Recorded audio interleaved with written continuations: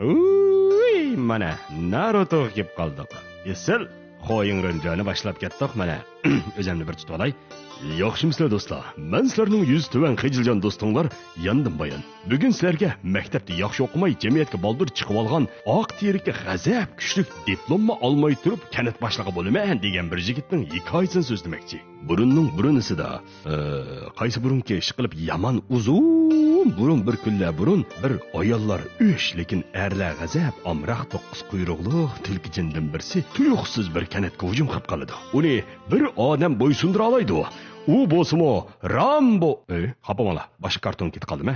Bu chaqda kanatning 4-avlod kadri charpaqiga minib paydo bo'lib, o'zini qurbon qilib, bolasining ichiga tulkini solab, pechatni silib dunyoga tinchlik qilib keladi. Shuning bilan bu bolaning hikoyasi mana boshlanib ketadi. Hikoyaning bosh personaji dadasi yo'g'on boshliq, opsi uzun choshliq, uyda yo'q tuzak ochliq, lekin har qaysi pirkalonlarning tarbiyalash ostida dunyoga dangliq bo'lgan vanzi yasash moyiri bo'lib yetishgan, ismi chiqmagandek suiqash tetib qo'sini ism qilib qo'yib olgan, chiroyiga old siziqni o'yib olgan, bekaga o'girishib to'yib olgan, dangliq notiq quruq gapchi haylasop Naruto.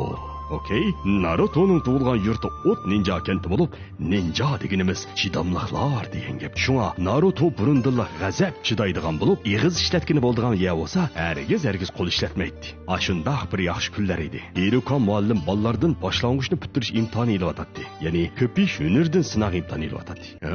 Ko'pish hunari? Ko'pish hunarini men bilmayman-ku. Shu Nightcast 9 oydak saqlab qoldigan lishba. Lekin bularning ko'pish hunari ajoyib tez ko'payib, ajoyib tez yo'qaydigan bir xil hunarda. Naruto ko'pishni qamlashtira olmaydi. Lekin o'zgarish maharati cho'nglarning birdak olqishiga uchraydi.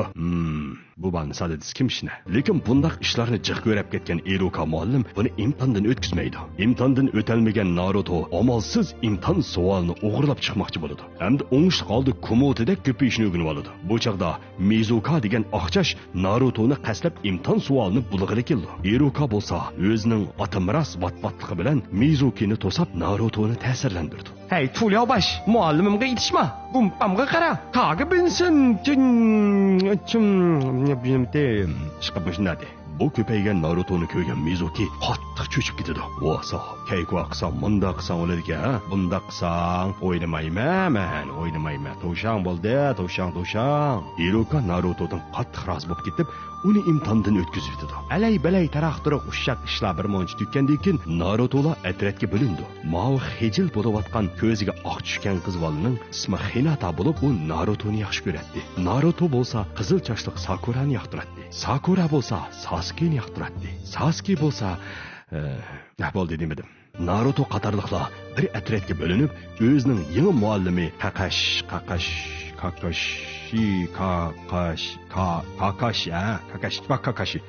bilan ko'rishdi.